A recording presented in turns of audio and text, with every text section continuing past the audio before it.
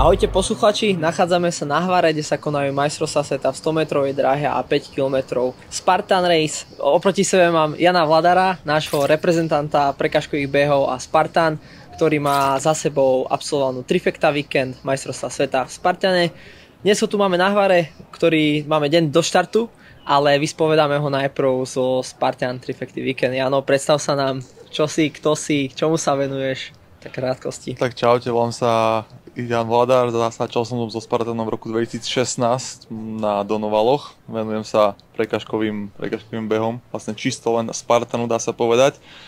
Sa tam zablúdim aj na nejaké ovsiarka, naše lokálne, ako napríklad Angličak, ale takže asi toľko o mne. Koľko máš rokov, Jano? Mám 27 rokov. Okay. Do 17 rokov som hral hokej, taká zaujímavosť, bol som brankár hokejový. Wow, som ani nevedel. No, a teraz vlastne posledných 10 rokov Spartan a beh, trailový a tak nejak dokopy. Perfektne. To spájam. Ja, ako som začal s týmto športom a ako som ťa sledoval ešte z tej age vlny a takto, Jano, povedz nám, čo všetko musí človek pre to všetko obetovať, aby si sa dostal na takú, povedzme, že vrcholovú úroveň a ak sa tam vôbec dá dostať.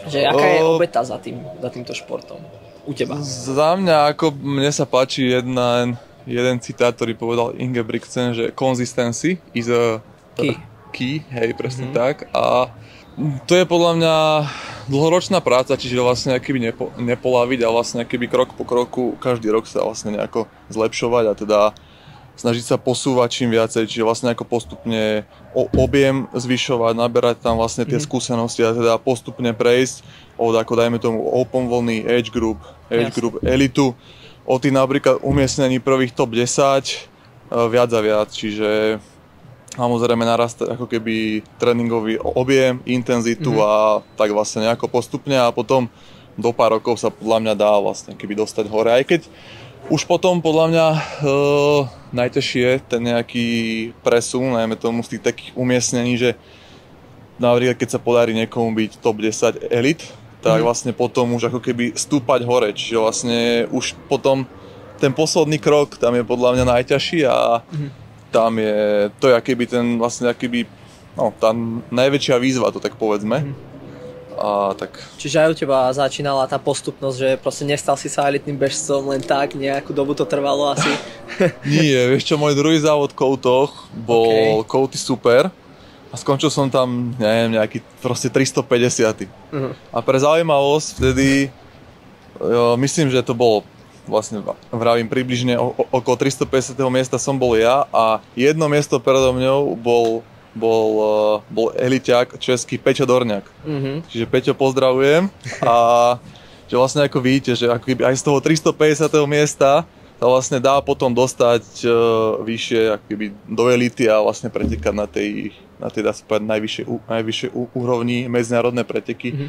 Ešte kým sa dostane k tým medzinárodným úspechom, ktoré si dosiahol nedávno pred pár týždňami v Amerike za Atlantikom, ako si sa dostal, alebo kedy si sa dostal do národného tímu Spartan Slovakia a čo pre teba znamená reprezentovať našu krajinu na takýchto podujatiach?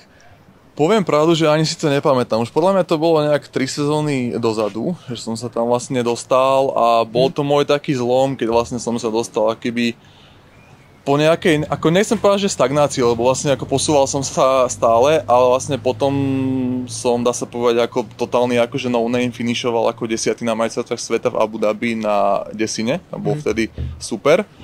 A vlastne keby po tej sezóne som sa dostal prvýkrát do reprezentácie.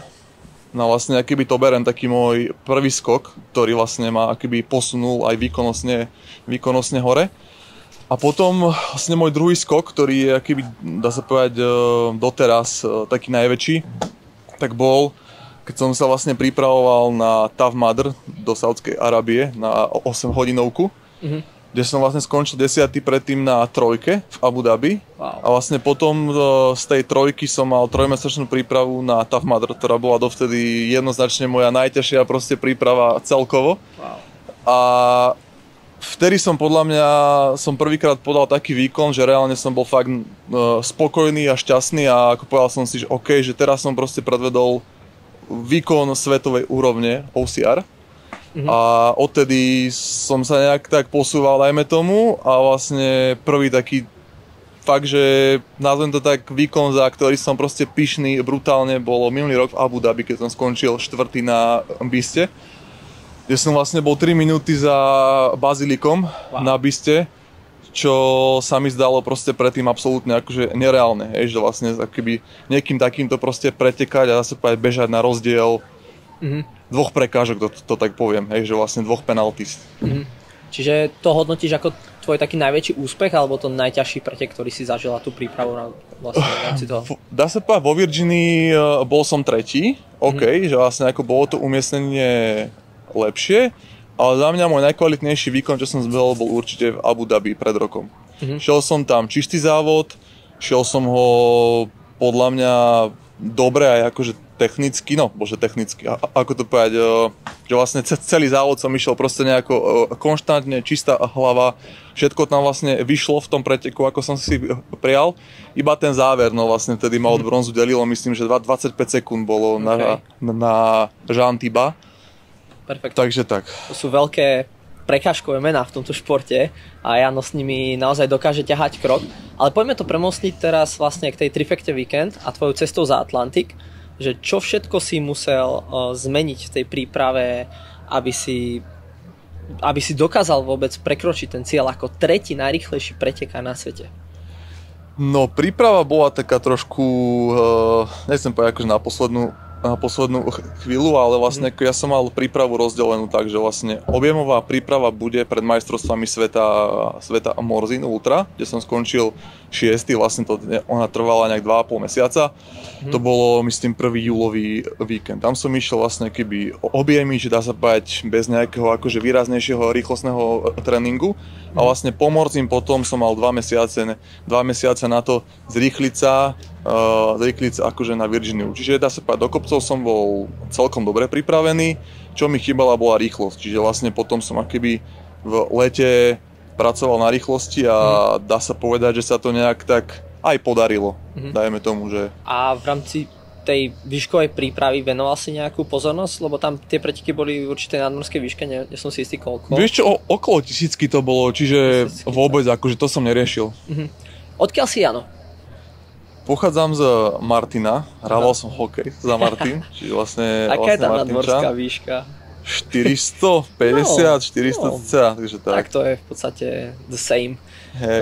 Mňa celkom zaujímavé, keď si vral o tých objemoch, že tie čísla a štatistiky, koľko hodín týždenne tomu venuješ, určite aj divákov to zaujíma, koľko taký profesionál proste dokáže tomu obetovať ten čas a tie tréningy, typy tréningov, formy tréningov. V príprave na Morzine, keď som mal objemy, tak tam som behával týždenne, tak som sa držal na tých 100 kilometroch, ale tam to bolo vlastne ako keby prevažne, skoro 100% kopcoch, čiže Malá Fatra, Veľká Fatra, vlastne tam okolie Bystrice, lebo vlastne ako tam bývam, čiže hej, som Martinčan, ale vlastne bývam v Bystrici.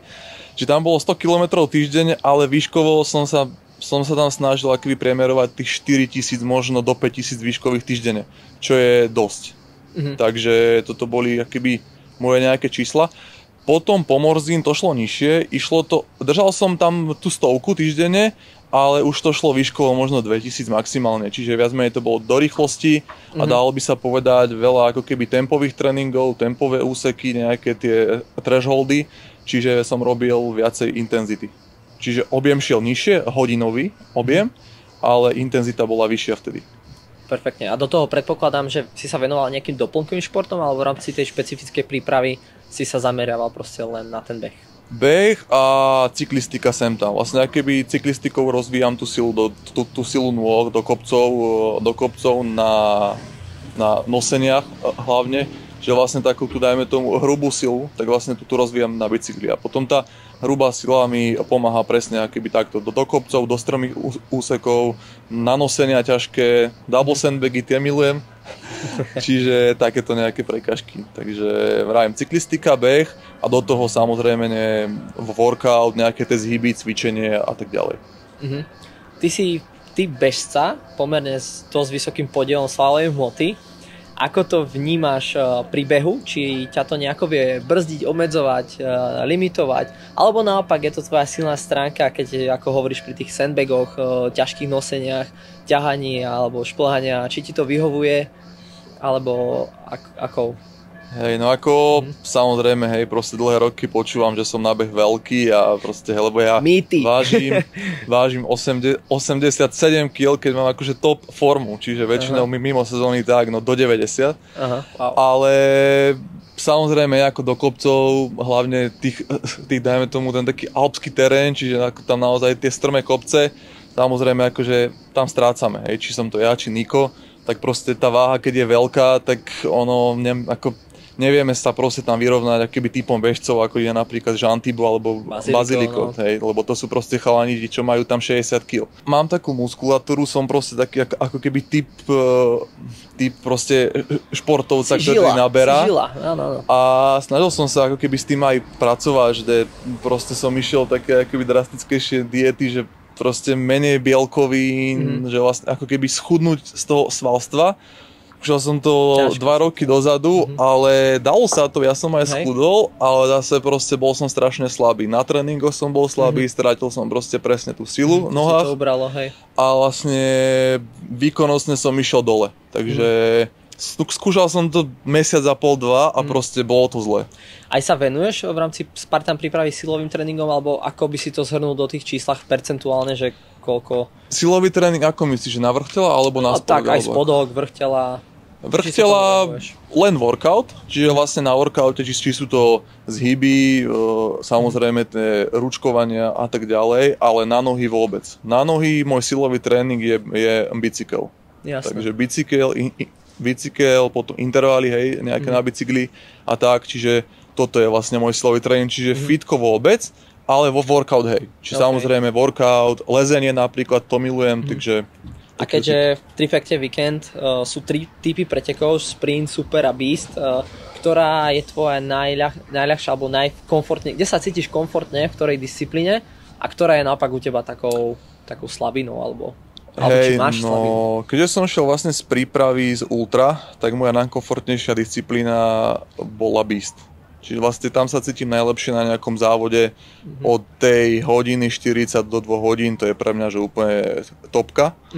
A vlastne rovnako to bolo aj v tej Virginii. Ale ako tak poznáme to, že vlastne na tej trifekte tam rozhoduje ten beast na záver. Čiže vlastne moja stratégia bola na sprinte a supri nestratiť stratiť čo najmenej a potom vlastne na beaste tam sťahovať. Čiže sťahovať čo najviac tých chalanov predo mňou, no. To bol plán početný. No a potom vlastne ako tam samozrejme na tej trifekte, keď tam má bežec tie objemy nabehané, hlavne tie intenzity veľa, tak vlastne podľa mňa potom on v ten tretí deň má tú svalovicu menšiu. Že vlastne to bol ako keby môj taký nejaký cieľ, že vlastne má tie intenzity tam nabehané toľko, ťažkých tréningov toľko, aby som tretí deň bol čo najviac fresh. Čo sa podľa mňa podarilo celkom. Čiže bol som spokojný s týmto, ako som to vlastne mal naplánované a teda ako sa to aj podarilo. Áno. Čiže tá tvoja najsilnejšia stránka sú proste tie objemy, intenzity a tie beasty samozrejme, že ti chutia. Hej, chutia mi najviac také akože kopcovité beasty, kde nie sú až také strmé stúpania. Čiže... A kde sa to rozhodlo, že wow, ten moment si uvedomil, že ty kokso, ja to dotiahnem do 3. miesta? Že či to sa stalo na biste počas toho, alebo aké boli tie pocity, keď si proste prekročil tú čiaru a som videl tú vlajku, ako si mal na zemi, tie emócie. Reálne sa to rozhodlo asi 30 sekúnd pred koncom. Ja som vlastne na sprinte som bol tretí, vlastne vedel som, že akýby jeden z favoritom Logan Broadbent, čo je vlastne jedna z legend amerických, to ešte kto pozeral tam Spartany v roku 2019-20, tak on vlastne tam vyhrával aj tam americké série, ako dá sa povedať, proste tam súťažil s Kilianom Robertom, Atkinsom a ako takýmito. A vlastne on minul oštep na sprinte a finišoval až myslím, že mimo top 10 bol dokonca. Čiže vlastne ja som skončil na sprinte tretí, čo mi celkom sadlo. Vtedy vlastne som tam bol 3 sekundy za druhým Brandonom Neelim. Kanaďanom. Na Supri som skončil na nepopulárnom 4. mieste, ale podľa mňa tam som zbehol veľmi, veľmi kvalitný výkon, pretože vlastne tam som netrafil oštep, ani ja, ani Brandon. Naopak Logan Broadbent tam dal, Rišo Hynek dal a dal aj vlastne Belousov. A vlastne ja som potom z nejakého 13. miesta sa vlastne prepracoval na 4. a vlastne ako finišoval som so stratou 3 minúty na Riša s oštepom, kde sme robili vlastne v ako keby plaveckých vestách barpy, čo bolo ťažké, pretože vlastne ako tie vesty boli mokré. Čiže vlastne tam na tom Supri, síce bol som 4., ale proste som vedel, že ako čo sa týka bežeckého výkonu bez oštepu, by som bol vlastne druhý, aj po Rišovi. Čiže do toho ako keby 3. dňa som si veril, štartoval som tam z 3. miesta. Vlastne keby tam bol štart ako biatlone, čiže ako stíhačka. Vlastne keby po tých prvých 2 dňoch sa vlastne tam štartoval Beast. Prvý bol Rišo, druhý štartoval Belousov, ja som bol 3. Myslím, že minútu 15 za ním. 4. bol za mnou Brandon 20 sekúnd a potom bol spomínaný Logan Broadbent minútu 40. Boli 2 oštepy.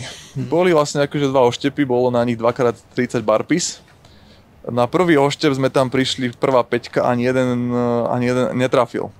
Takže som si vral, dobre, nevyšlo, paráda, ideme ďalej, pokračujeme vlastne akoby vyrovnanie, hej. No, ja som potom stiahoval Belousova, čo vlastne ako bol aj môj plán, že ho vlastne docvaknúť do nejakého 10. kiláka a vlastne akoby byť vlastne tam s ním, v kontakte s ním, presne druhý. Vlastne ja som ho tam stiahoval, bol som na nejakých 40 sekúnd s ním na 5. kilometri, potom som išiel Olympus. Chcel som ho prejsť moc rýchlo, šmykla sa mi tam noha a som sa dotkol zeme. Čo bol prúser, takže som išiel na penalty loop. Odrazu som vlastne padol na 4. miesto nejakú pol minútu pred Logana Broadbenda. Takže to bolo celkom napínavé. Celkom zlé. Takže vlastne potom sme prišli na oštep číslo 2 na 14. kilometri, tam som prišiel 3. Ale vlastne Logan bol za mnou 30 sekúnd stále. 5. bol Brandon a 2 minútky predo mňou bol asi Belousov. Ja som oštep trafil, vypadol mi. Jegor dal, druhý, samozrejme Rišo dal tiež, ktorý bol prvý a za mnou chalani Logan Broadbent dal, Brandon dal. Ja som padol na 5. miesto, minútu 15 sekúnd za Loganom a vlastne ostával 7 km do cieľa. Povedal som si potom, že tak proste idem totálnu hranu a proste buď ma vypipne, jasne, skončím proste mimo top 3, alebo proste stiahnem ho. Tak začal som ísť proste naplno, ako keby je, proste finish za kilometr, hej. No ale nakoniec ako tempo som držal, stiahoval som a vlastne do festivalky som prišiel 25 sekúnd za Loganom 4. Fú. Logan vlastne ako keby to vedel, hej, lebo proste ako mal tam fanúšikov, proste bol to domáci pretekár, domáca jednotka, takže vlastne oni mu tam kričali aj počas stráte, že akýby tú stratu a tak. No vlastne vo festivalke potom bolo dvojité nosenie, dali tam reťaz a ešte sandbag. Logan vlastne on si to nevládal vyhodiť na seba a vlastne on to nosil pred sebou. Ja v tom nejakom zhone proste som to prišiel, chytil a proste bežím s tým, hej, čiže akože to isté. Čiže vlastne, ako keby dalo by sa povedať, dvojité nosenie sme nosili pred sebou, akože takto, hej. Logan je American Ninja Warrior, čiže vieš, čo to znamená? Jasne. Proste prekažkovo ako úplná legenda, dá sa povedať, OCR-ka. No hneď za tým bol multiring. Logan bol stále predo mňou 20 sekúnd možno, ostávalo do cieľa, ja neviem, 300 metrov proste. Wow. A odrazu Logan padne na multiringu. Rišo Hynek mi kričí, padol. Aha, ja si vravím, ty vole, American Ninja Warrior padne, ty vole, na multiringu, že ako čo to je, nie? Aha. Tak proste potom som pokračoval, naskočím na multiring, moje ruky to isté, proste úplne som bol mimo. Ale tak, dajme tomu, proste multiring som prešiel, dal som to, zazvonil som a vlastne porazil som ho potom o, myslím, že 19 sekúnd asi. Perfektne. Wow. Čiže vlastne tie emócie boli kvôli tomu záveru, že som to vlastne nevzdal. Áno. Išiel som proste tam za tým a keby v tom finiši presne potom, tak vlastne tam som to nie že vyhral, ale vlastne som vyhral nad ním, takže bol som potom tretí. Čiže vlastne ten závod, ja som ho pokašľal, čiže ja som tam urobil 3 chyby, 2 oštepy, proste som minul, čiže ten závod mi nevyšiel, ale bežecky sa mi šlo dosť dobre. Úplne si ma vtiahol do toho deja a ja som sa cítil ako jeden z tých pretekárov, ktorý tam reálne s vami bežal. Keďže ste s Rišom Hinekom z rovnakého týmu, mali ste aj nejakú stratégiu, že proste kámo, ideme ťahať to spolu, ja ťa trošku potiahnem, alebo ste si išli každý to svoje za seba? Mali sme stratégiu dať spoločné pódium na MS. To bol vlastne akože cieľ, s ktorým sme tam šli, ktorý sme si vlastne povedali pred rokom v Abu Dhabi, keď som bol štvrtý a Rišo bol druhý, čiže vlastne to bol cieľ pred šampionátom. Ale ako tak mali sme tam stratégiu proste nejak sa tam možno potiahnuť ako tak, alebo teda ponastupovať tam chalanom. Viem, že vlastne Rišo potom sa ako keby tam snažil, keď zistil, že som netrafil oštep na superi, tak vlastne keby čo najviac tam zosekať tam Logena na noseniach. A tak, čiže vlastne mali sme tam nejaké takéto porady, alebo takto samozrejme, hej, proste pred štartom, po závodoch nejaké analýzy trati a tak. Jano, akože obrovská gratulácia pred celou prípravou, pretože viem, čo to stojí pred celým výkonom. Fakt, Slovensko na teba spolieha a ešte máš veľa pred sebou. A máme jednu divácku otázku od Bronky. Koľko gelov vlastne používaš počas takýchto pretekov, či aj berieš pred štartom, alebo...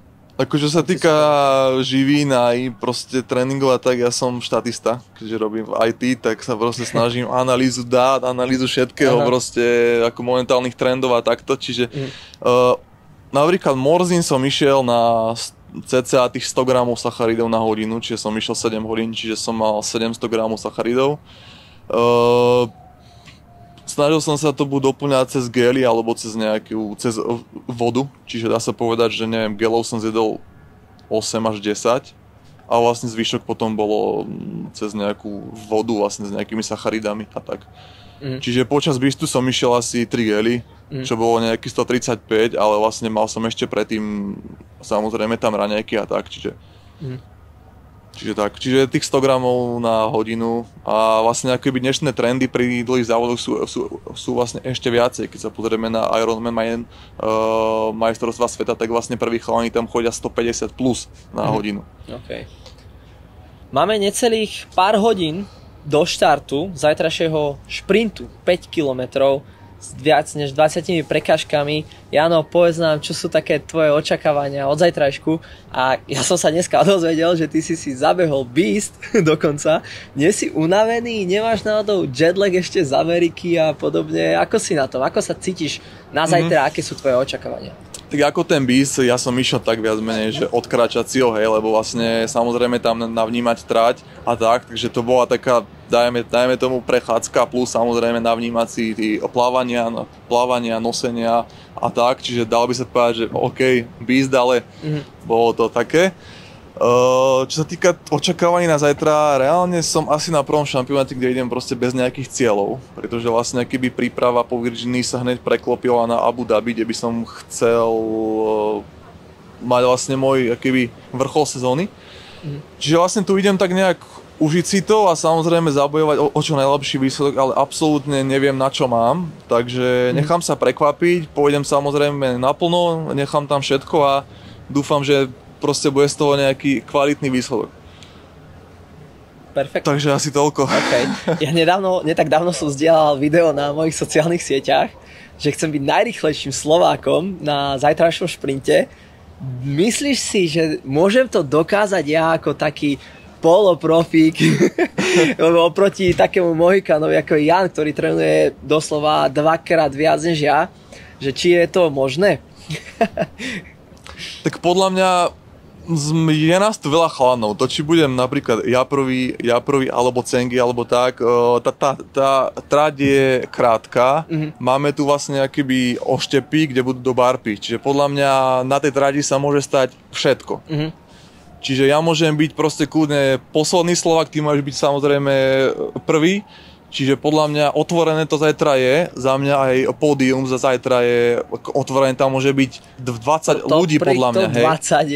20, že svetová špička. Presne tak, čiže ako podľa mňa tam zajtra, tam nemá nikto tam zaručené pódium, hej. Samozrejme, keby je to ako dajme tomu Beast, hej, tak ako tam, hej, samozrejme Bazíliko, Rišo, Hynek by asi boli, že veľkí favoriti.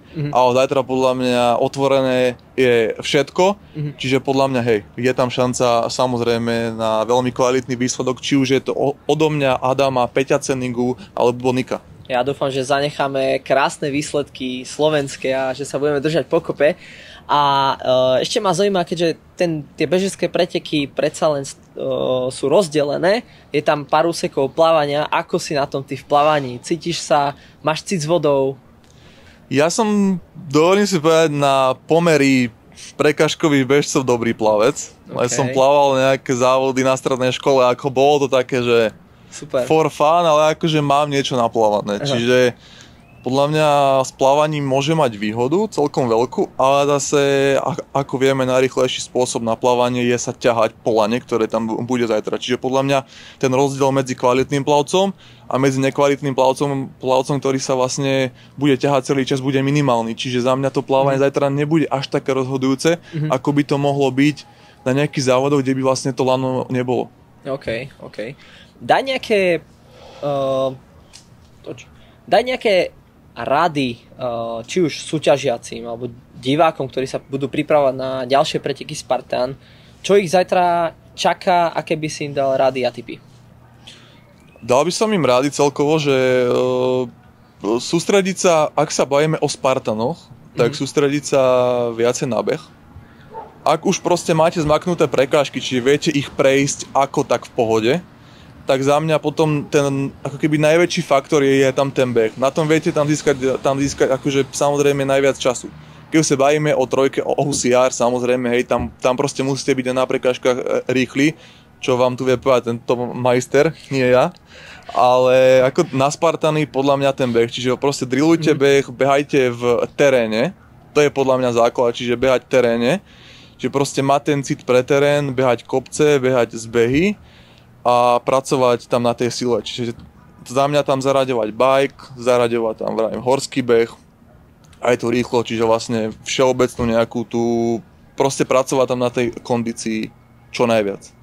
Vlastne keby to aj podľa mňa, či je to Peťo Cening a Adamia alebo Niko, snažíme sa vlastne tam zlepšovať primárne po tejto stránke, lebo proste vieme, že vlastne dajme tomu ten Bazíliko, Bazíliko plus Rišo, ktoré sú akoby momentálne tie svetové jednotky, tak poviem, v Spartane, tak oni sú primárne super bežci. Oni sú fakt proste bežci na svetovej úrovni, hej, dá sa povedať. A vlastne im stačí, že proste tie prekažky nejako prejdú, samozrejme tam stratia pár sekúnd, ale ako tam vlastne oni v tom behu potom tam vedia nabehnúť taký čas, že proste na tých beastoch alebo súproch, tam je to potom ťažké dohnať. Čiže samozrejme v tom behu, tam sa tie rezervy, alebo teda ten čas dá získavať nie že najjednoduchšie, ale vie sa tam strácať čo najviac. Čiže pracovať tam na behu a na kondícii, asi to by som povedal. Dobre, perfektne. Ďakujeme. A to by bolo všetko. My už sa ideme pripraviť na zajtrajší sprint teda. Toto bol Jan Vladár, náš najúspešnejší Spartan pretekár Slovenska.